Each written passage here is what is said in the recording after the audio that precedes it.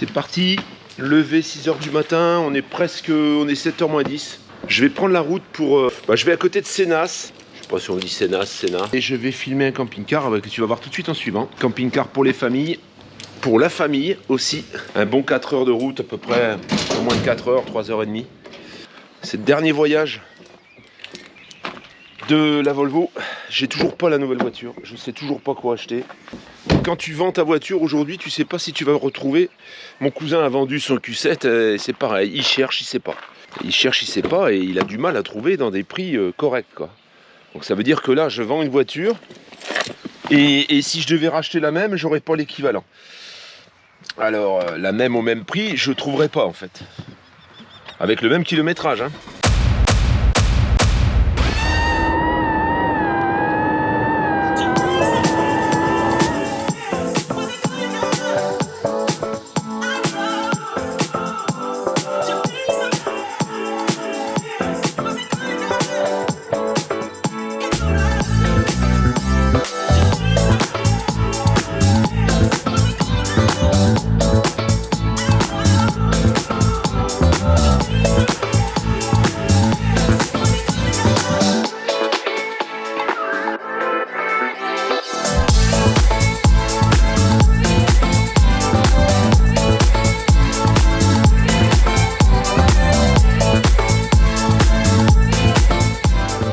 La famille, aujourd'hui, je me retrouve presque dans le sud, presque dans le sud. Tu vois, je suis à bras nus, il fait super bon.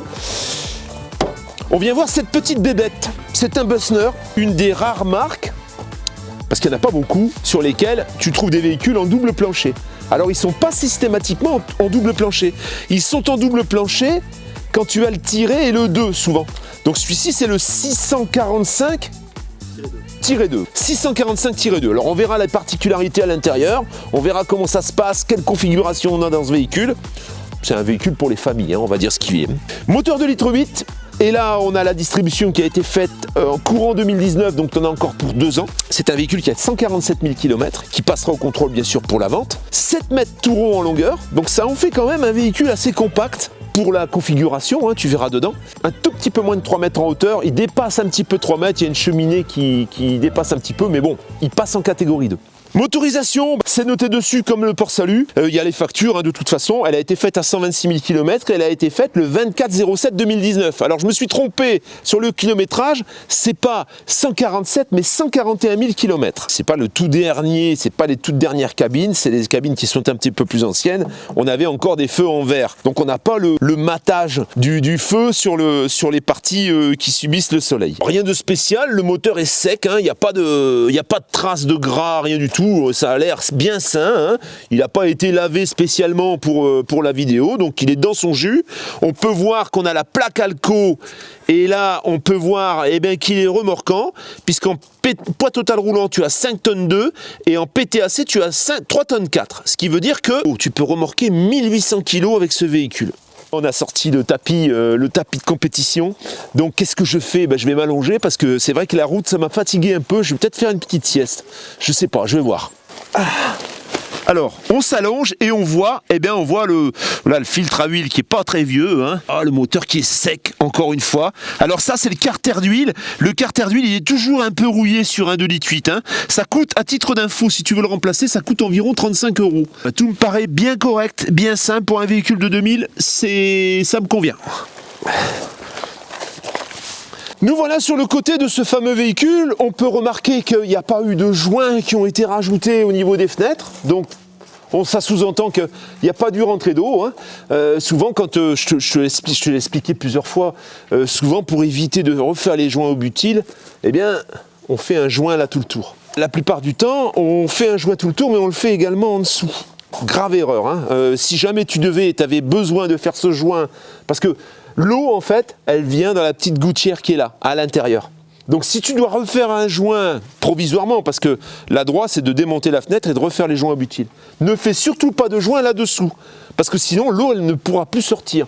Si éventuellement ça devait repasser dessus, tu as l'eau qui reste emprisonnée et là c'est après ton panneau qui commence à pourrir. Le réservoir d'eau, on a 160 litres d'eau sur ce véhicule. Ici, on a les bouteilles de gaz. On n'a pas encore de duo contrôle hein, sur ce camping-car. Ça mériterait peut-être un duo contrôle. Je ne sais pas de quelle année sont les lyres parce qu'on n'a pas encore les dates dessus. Ça, à la limite, si vraiment tu veux rouler sécure, tu le changes et tu mets un duo contrôle. Eh bien, on va avoir une soute ici sur le côté. Le BL, c'est là où tu vas avoir tous les fusibles. Le régulateur de charge pour les batteries. Tu as la batterie à 140 ampères et les disjoncteurs donc en 220. Donc tout est très accessible. La prise 220, tu la branches ici. Hein, tu sais ce que c'est la cassette. Il y a une petite ventilation là apparemment. Alors c'est pas un SOG. Hein. Alors à titre d'info, le système de freinage à l'arrière est neuf. Le système a été complètement changé ici. Hein. Ça c'est neuf. Il est assez bas hein, comme véhicule. Là, tu vois, c'est entier. Ça tombe pas, ça bouge pas. Mais ça a déjà été un peu réparé. Parce que forcément, c'est les angles. Ils sont assez bas. Donc il faut être assez prudent avec ce type de véhicule parce que les petits coups de cul, tu vois, ça frotte et puis ça finit par se fendre. On a des radars de recul, des deux côtés, petite réparation, hein, le pare-choc qui est un petit peu, juste l'angle, hein, qui bouge un petit peu. Porte-vélo, 4 vélos. La caméra de recul qu'on peut voir ici au-dessus, le troisième feu bien sûr. Là il y a un mât éventuellement d'antenne hein, que tu pourras enlever ou laisser si ça selon ce que tu veux. On remarque en fait que voilà, le pare-choc il a été réparé à plusieurs endroits. Et tu vois ici il y a une petite fissure, il y a une petite fissure ici, bon. Il tient, il est entier. Ici donc, ça, c'est 2 entrées. Bon, alors, je vais pas t'enlever, je vais pas te les ouvrir parce que derrière, il y a des vélos, il y a des choses, donc tu verras pas.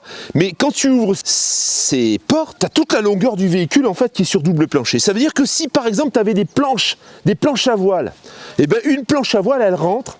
Et tu peux la rentrer jusqu'au fond. Tu peux rentrer vraiment des objets très très longs. Alors pourquoi je regarde en dessous? Je vais te l'expliquer tout de suite. Alors le véhicule est assez bas, hein. Regarde. Je vais t'expliquer pourquoi. Alors il y a un attelage, hein. Éventuellement il manque la boule mais il y a un attelage. On voit qu'il y a la roue de secours ici. On voit les marchepieds, les repose-pieds. Regarde bien les angles. Tout a été traité. Parce que là, ça a une fâcheuse tendance, l'eau a une fâcheuse tendance à s'accumuler. La projection des roues arrière fait que le plancher finit par se pourrir. Et quand il se pourrit, ça remonte dans les parois latérales et tu pourris également tes panneaux. Bon, bah là, tu vois, t'entends ? Il n'y a pas de problème. Parce que là, le propriétaire en amont, il a fait ce qu'il fallait. Si tu fais pas ce qu'il faut sur un véhicule comme ça, et c'est pour ça qu'on se casse un peu les dents à chaque fois. Quand je vais voir un Bessner, et pas que les Bessner, hein, il y a certains Laika, c'est pareil. Il y a eu des projections, l'utilisateur s'est pas méfié, et comme c'est des planchers qui sont pas traités d'origine, l'eau, elle finit par s'imbiber dans le contreplaqué. C'est pas forcément en plus des contreplaqués marines. La première couche commence à se désagréger, l'eau continue à monter, et ensuite, au moment où c'est bien imbibé, avant que ça se découpe, ça se propage dans les parois, et ça remonte sur le côté. Ce qui fait que quand tu déshabilles l'intérieur, tu vas découper par exemple l'habillage intérieur, et bien tous tes litos sont pourris sur tout le bas du véhicule. Donc c'est essentiel de faire cette démarche de traiter avec quelque chose qui va pas laisser passer l'eau pour que ton véhicule il puisse durer longtemps. Et là ça a été fait. Donc c'est surtout ça que je contrôle en premier quand je vois un véhicule, un Bessner, un Laika ou d'autres véhicules. C'est la première chose que je regarde. Avant de démarrer la visite, je regarde si le plancher est vérolé ou pas. S'il est vérolé, je gratte un peu. Alors il y a quelques fois, c'est juste la première couche. Hein. Le véhicule n'a pas roulé beaucoup sous l'eau. Tu as juste la première couche qui se désagrège. Là, c'est réparable. Si par contre, quand tu appuies sur le plancher, tu sens qu'à l'intérieur de la soute ça bouge, là c'est déjà découpé. Et s'il est découpé, ça veut dire que l'eau est remontée. Et si l'eau est remontée, tu as les parois, tu as le côté, tout est pourri. Le propre de ce véhicule, et là tu vas tout de suite deviner ce qu'on a comme literie forcément, c'est qu'on a une soute. Et dans cette soute, on peut y loger, tu vois, des vélos largement. Tu pourrais y loger une moto.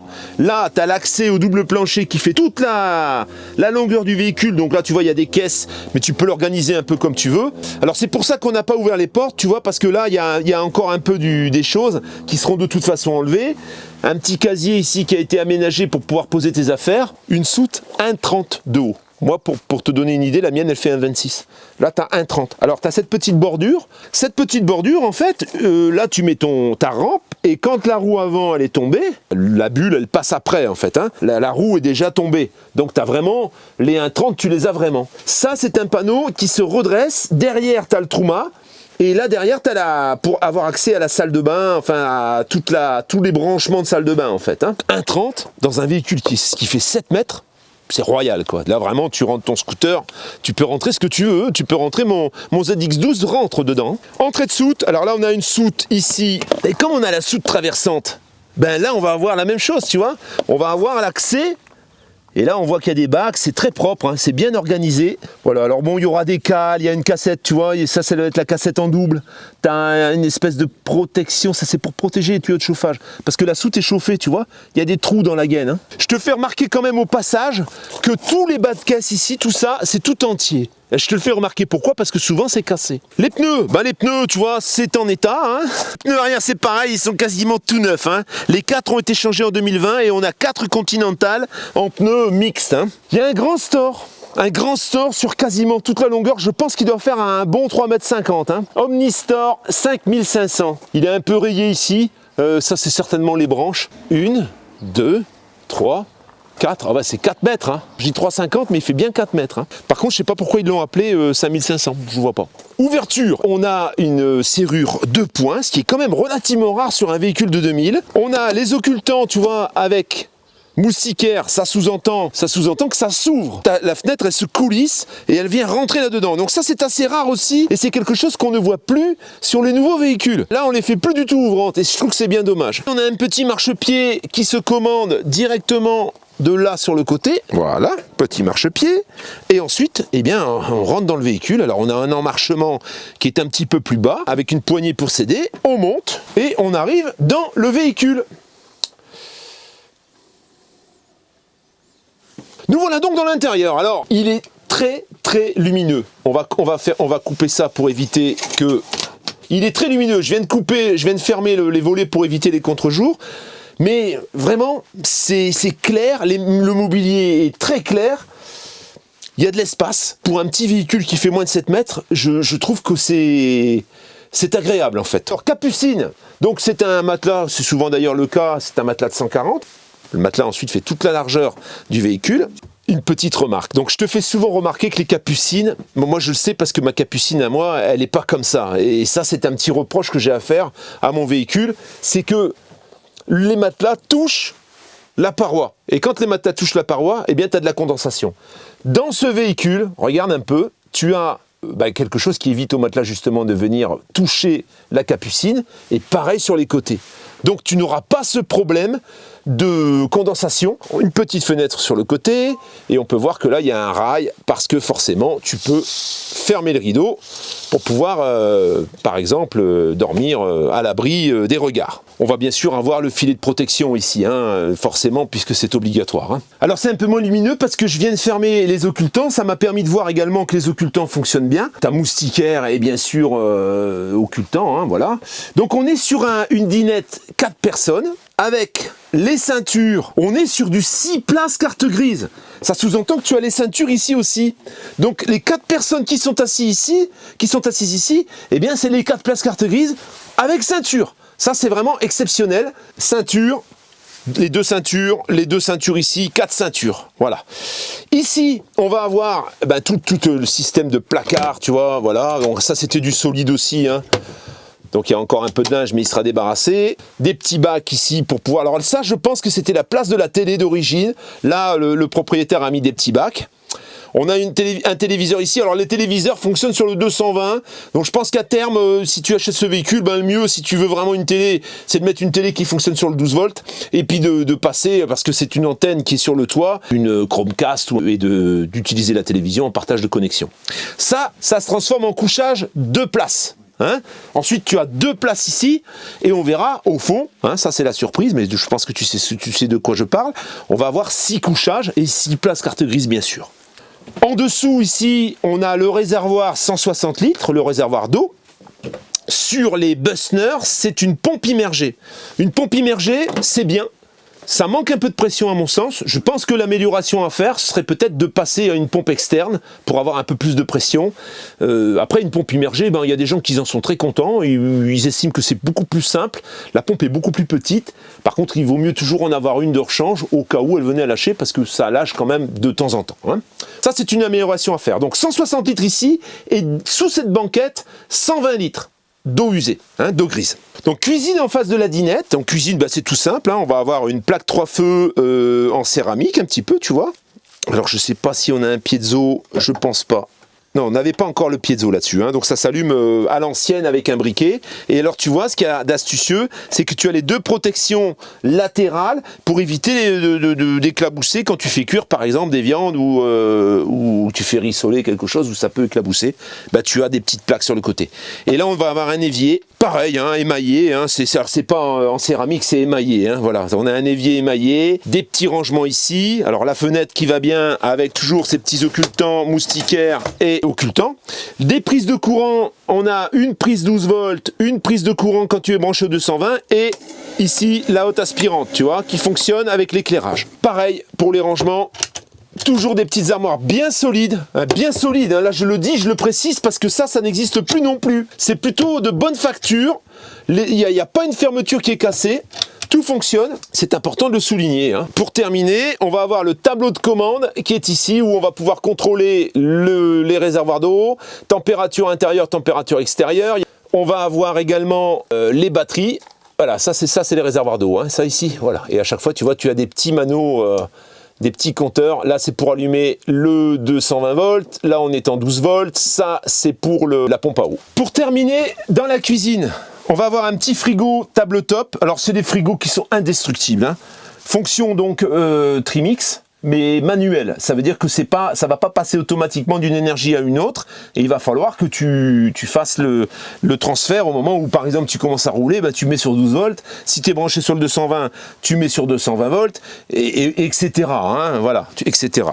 Donc ce petit frigo, il y a une petite fermeture qui n'est pas cassée, qui est entière, il vient pas gêner l'entrée, donc avec un fraiseur, hein, le frigo très très propre. Très propre, alors les grilles sont toujours un petit peu, tu vois, un petit peu usées, ça c'est logique, mais par contre le frigo est très propre, hein, avec le petit fraiseur qui va bien, ici pour les glaces éventuellement. Et donc les boutons de réglage qui sont ici, et après pour verrouiller, bah, tu appuies là-dessus, tout simplement. Ensuite on va avoir petite étagère, où on peut couper le gaz ici, tu vois, petite étagère pour ranger des bouteilles, etc. Ici on va avoir... pareil, des tiroirs à l'intérieur pour ranger un petit peu des bacs, pour ranger un petit peu ce que tu veux. Donc c'est pratique parce qu'on peut sortir les bacs, ils sont sur tiroir. Et ici, on va avoir les couverts, un range-couvert. Plutôt bien agencé, petite cuisine sympathique, fonctionnelle. Sur le sol, on a un lino qui a été rajouté, hein, parce que je pense que le sol, il n'est pas très sympa au niveau du look. C'est vrai qu'il me semblait que de mémoire, il était un peu jaune. Donc ça te permet d'avoir un sol qui est quand même bien sympathique. Voilà, tu vois, c'est propre. Ben, poste de conduite, c'est le poste de conduite Fiat de ces années-là, hein, des années 2000. Donc on a le siège ici qui pivote, hein, le siège passager. Et puis ensuite ici, ben, boîte 5 vitesses, bien sûr. Un petit autoradio. Alors... 2000, on n'avait pas la clim encore, hein, donc celui-ci n'est pas climatisé, bien sûr. On peut vérifier donc kilométrage 142 990, donc presque 143 000. Le sol, tu vois, tout est bien entretenu. On voit que le véhicule, il est soigné. On en a pris soin. Le tableau de bord n'est pas cassé, la boîte à gants n'est pas cassée. Je le précise parce que c'est souvent le cas. Là, voilà, on a un petit porte-carte ici. C'est propre. J'ai rien à dire. Même le toit, tu vois, on voit qu'en plus, c'est pas un véhicule de fumeur. Hein, personne n'a fumé dedans. On va avoir un petit rideau occultant ici. 2 rideaux occultants. Hein. On en a un derrière et on en a un qui a été rajouté. Hein. Ça permet de pouvoir occulter l'avant de l'arrière quand tu veux être tranquille. Et ne pas être dérangé par des regards indiscrets. Nous voilà dans la deuxième partie du véhicule. Donc là, on a l'espace jour, avec le lit en capucine qui est derrière toi. Et ici, on a la partie nuit, la salle de bain et tout ce que tu veux. Alors ça, eh bien, ça se sépare, tu vois. Et tu as un rideau qui est bien épais, qui te permet de séparer les deux espaces. Encore une fois, c'est un petit véhicule, il ne fait que 7 mètres, hein, donc on ne peut pas non plus avoir des grosses séparations comme dans les gros véhicules. Une penderie, une belle penderie bien large.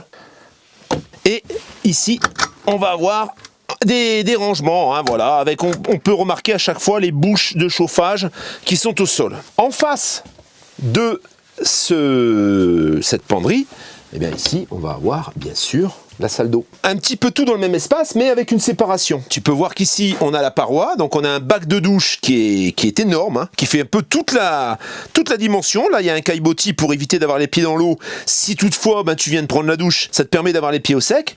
Le toilette avec les cassettes. Alors, on a 2 cassettes, hein, j'ai vu. Voilà, il y a une cassette, également une cassette de rechange.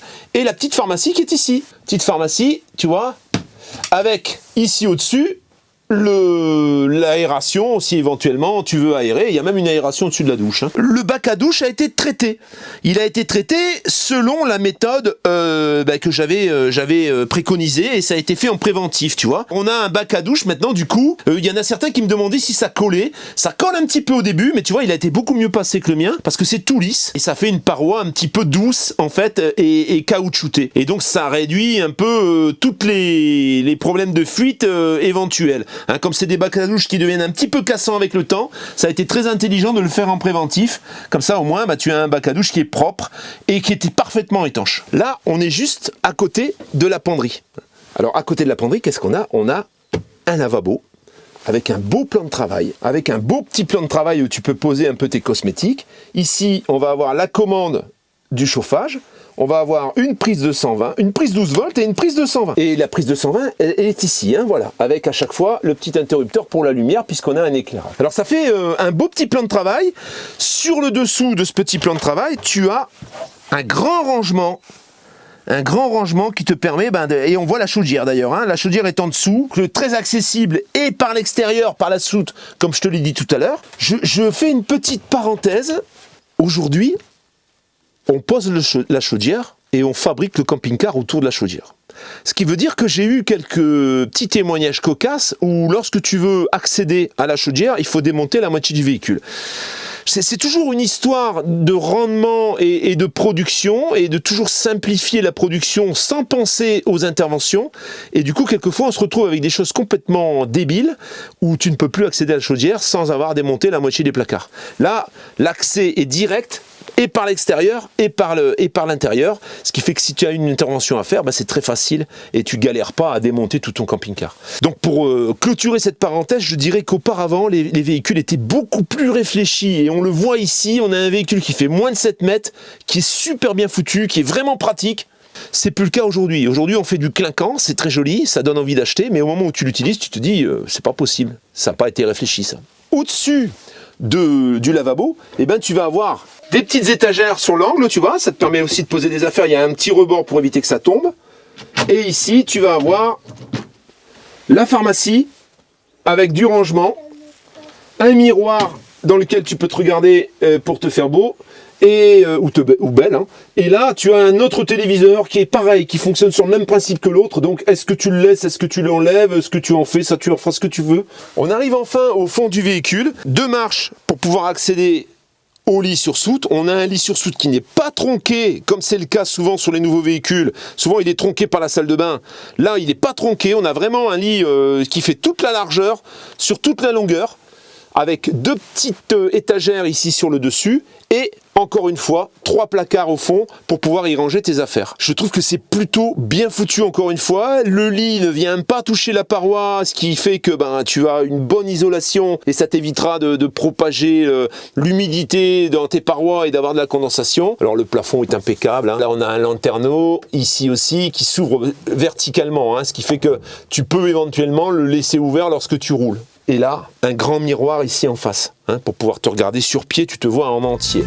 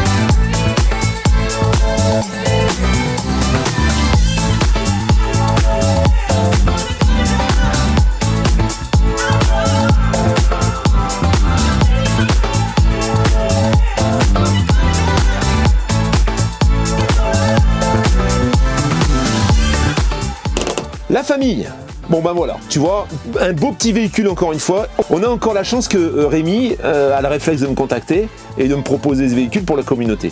Et ça, je veux dire, pour ma chaîne en fait, et pour moi, et pour vous, c'est un énorme avantage parce que la plupart du temps, qu'est-ce qu'ils font? Ils mettent une annonce et le véhicule, bah après, les gens se battent et nous, on n'a aucune chance en fait. Donc, c'est vraiment une grande chance pour nous de pouvoir avoir ce véhicule à présenter dans la chaîne, déjà pour vous montrer ce qu'on peut avoir dans ces budgets-là, et puis d'avoir la primeur, ne pas être bousculé par toutes ces annonces. Moi, j'ai le temps de le regarder, j'ai le temps de l'expertiser, et du coup, on est sûr de notre coup. Hein. Donc ça, je tenais à le préciser, et j'en profite pour te dire que si toi, tu as un véhicule à vendre également, je pourrais pas tout prendre parce qu'il y a des marques que je fais pas malheureusement, mais si tu as un véhicule à vendre, parle-moi parce que voilà, tout se fait simplement et dans la confiance, d'un côté et de l'autre. Quelquefois, on a des gens qui, bon, comme ce fameux Florium, qui s'échappent et puis qui font un peu comme ils veulent, mais dans la plupart des cas, ça se passe comme ça va se passer pour celui-ci, dans la douceur, dans la bonne humeur et l'ambiance, et c'est ça mon but en fait. Hein. Donc ce véhicule, il est vendu pour une séparation. Rémi le vend parce qu'il se sépare avec sa compagne. Ils ont d'ailleurs une maison à vendre. Hein, si éventuellement tu veux acheter une maison pas très loin de Lambesc. Je crois qu'on est à côté de Lambesc là.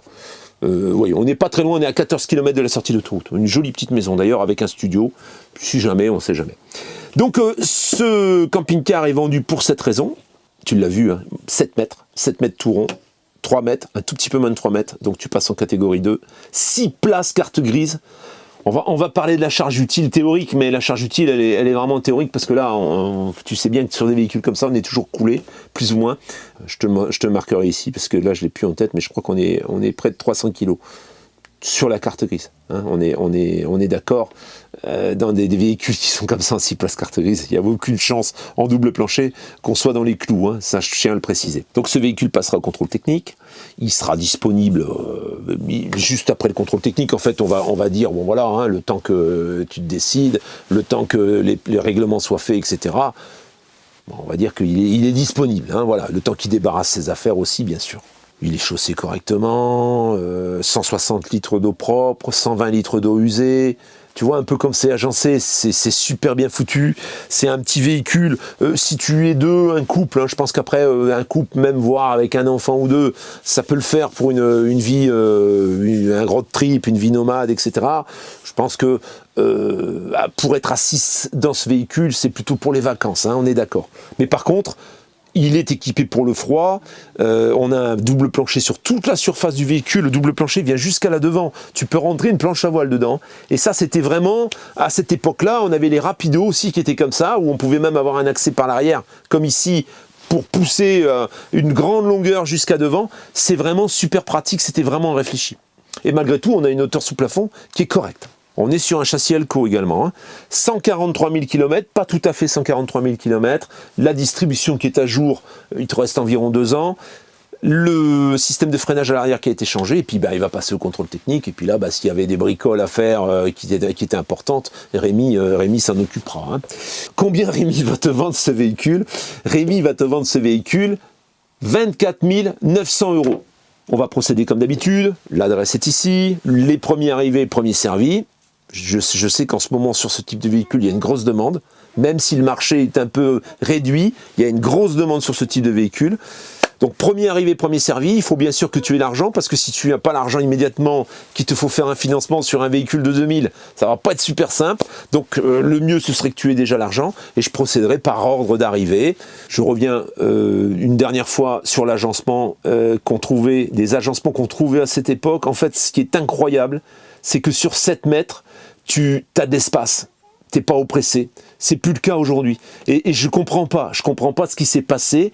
Comment se fait-il qu'on n'arrive plus à avoir des véhicules qui sont construits comme cela, super pratiques, bien agencés, pratiques, et que malgré tout, on dépasse pas les 7 mètres? Question. Je sais pas. Si tu peux me répondre, réponds-moi. Parce qu'aujourd'hui, tout ce que je vois, c'est beaucoup plus long, et quelquefois, on se sent un peu plus oppressé que dans ce véhicule. Voilà. N'hésite pas à t'abonner, j'ai besoin de tes abonnements, j'ai besoin de tes likes, j'ai besoin de tes messages que je lis tous, hein, je lis absolument tous les messages. Ça fait grimper la chaîne. En ce moment, la chaîne, elle prend beaucoup. On fait beaucoup plus de vues que précédemment. Donc je pense que peut-être YouTube commence à dire, peut-être il fait du bon boulot et on va le propulser un peu. Enfin voilà, je suis assez content parce que vous êtes là, vous êtes présents. Il y a toujours de plus en plus de commentaires, de plus en plus de likes, de plus en plus de vues, et je ne vous remercierai jamais assez. Voilà, c'est tout ce que j'avais à dire. Je te dis à tout bientôt. Là, on est vendredi, maintenant la prochaine c'est pour dimanche matin. Ciao ciao la famille. You make me lose my mind.